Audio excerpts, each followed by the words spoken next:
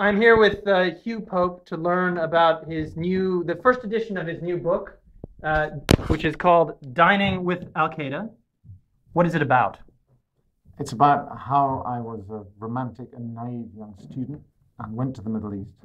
How I discovered that the Middle East is not made of caravans and poetry and desert oases, but is in fact ugly concrete buildings, violence, and shattered societies. And then how impossible it was to relay that reality to an American audience. American audiences weren't interested in hearing it?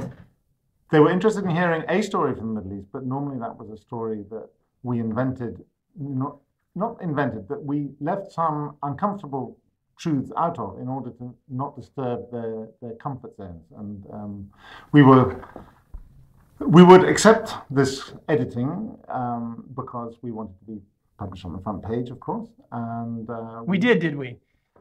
I think that everyone has accepted things to be taken out of stories in order to get published. At least I know that a lot of my colleagues on the Middle East beat had stories refused that they were desperately passionate about being published. And what were those stories about? Well, for instance, my former colleague Danny Pearl, who was murdered in Pakistan in January 2002, had written a story after the September 11th towers came down. After they came down on September 11th, was trying to explain why everyone in the Middle East believed, incredible though it sounds, that Israel had done it. Now, he was Jewish, he had an Israeli connection. He wasn't trying to blacken the name of Israel. He was just trying to point out that there was a very severe psychological problem in the Middle East that had to be addressed and be understood by Americans if they were going to deal with the causes of what was behind September 11th.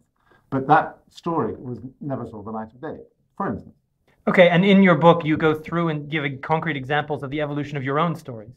Yeah, I kept stories, the drafts of stories. Now, I would like to say I worked for the Wall Street Journal, and I worked for it in its golden age, and I still think that we did a spectacularly good job on our stories. And I have nothing against the Wall Street Journal per se, but what happened was that I would file the first draft, and we would go through various editions, and we would remove things from the story that were not directly relevant to the narrative of our front page stories. And this is a very tight editorial code that we would follow.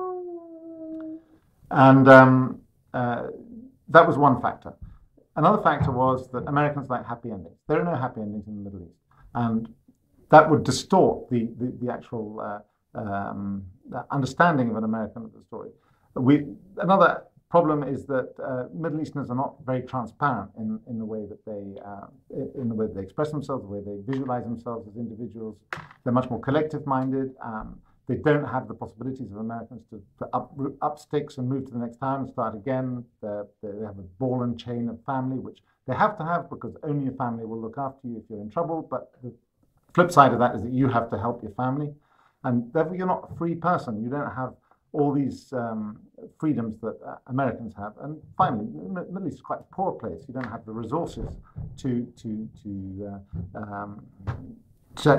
fulfill all these dreams that you might assume that people have. So they fit in with the preconceived notions and the narrative of what the American public would be expecting. Yeah, and as a result, we would often choose Americanized or American characters to, I would sometimes call them plucky corporal stories when the American military was involved, as a vehicle to portray the Middle East. Now, I would say we all did it with honest intentions, but what happened was that the stories that arrived on the breakfast table of people in America were not the whole story at all. It was like, if reality is this wide, we would have a view from America that was about this part of reality, and then you have the Middle Eastern view of reality, which is this part. And the bit in the middle is where the reservation we were allowed to use, and that is a very narrow. It's like we were painting what should have been a multicolored portrait in just one or two colors of the spectrum.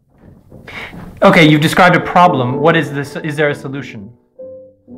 Yeah, and I think that the internet is supplying it, your social media is supplying it, and also the fact that more Middle Easterners are now writing.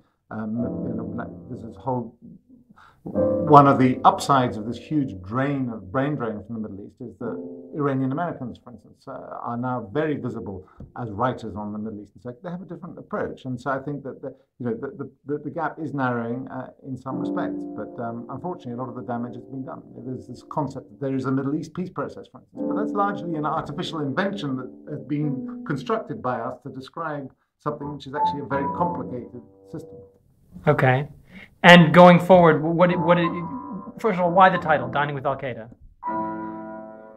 1 second. Scarlett, just not yet. Musical accompaniment in a moment for the closing moments of the video, okay. Yes? Why Dining with Al-Qaeda? One day in Riyadh, just a couple of months after September 11th, I was obviously tasked by the Wall Street Journal to try and find out more about Al-Qaeda. 15 of the 19 hijackers were Saudis. And so I started going around Riyadh trying to find Al-Qaeda people to talk to. And eventually one of my contacts brought me in to meet a young missionary from the camps where the suicide hijackers had actually trained. He was a missionary in the camps, a passionate supporter of Al-Qaeda.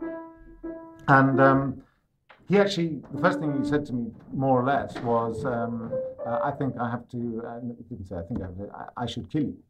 And we argued about this for 15 to 20 minutes. Whether you should be killed or not. Yes, and you were against, presumably. I was against, and I persuaded him after a long conversation in which Quranic verses were invoked and things. Luckily, I speak Arabic, and he eventually agreed that I did have the correct Quranically valid permission to be there with him. And after that, it was fine, and we went out and ate a Chinese meal together. Excellent. And what are you involved in now besides writing this book? I work for International Crisis Group. I gave up journalism after the experience of covering the Iraq War. I was the only correspondent for the Wall Street Journal going to Iraq before the Iraq War. We tried to explain that Iraq was not an easy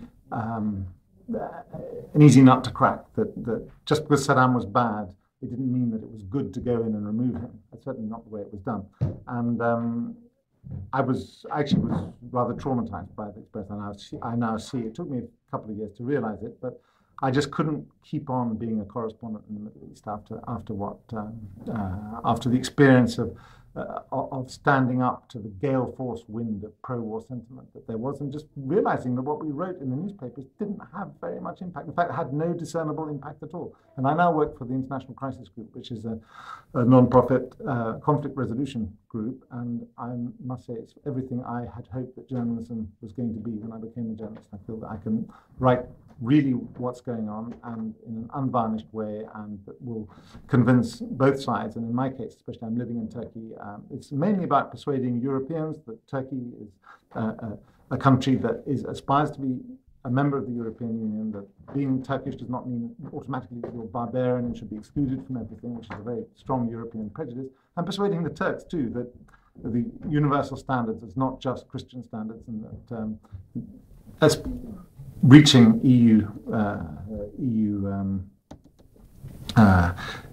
the standards of an EU country will be good for everybody, and especially as an example to the rest of the Muslim world. Turkey is the most advanced Muslim country in the Muslim world, and a lot of Muslim countries are watching to see where Turkey goes. And so I'm one part of my job is to try and foster all these bridging roles that Turkey has, and I find that immensely satisfying, and it's what I always wanted to do. So would you look at the book as a form of penitence for the articles written? It is an explanation of the articles written. I still think that most journalists are really trying their best, and I know I did, to get as much of the reality as possible in front of the readers. And I stand by many of the stories. I mean, for goodness sakes, the journal did publish stories that, for instance, David Byrne once took one of our stories and reprinted it and gave it to every member of his sitting down in his concert, because he believed that we were explaining why Muslims thought that a war on terror was a war on them, and we were able to get stories into the papers. But what I explain is why it was like pulling teeth. Okay, excellent. Thank you very much. Thank you for being interested.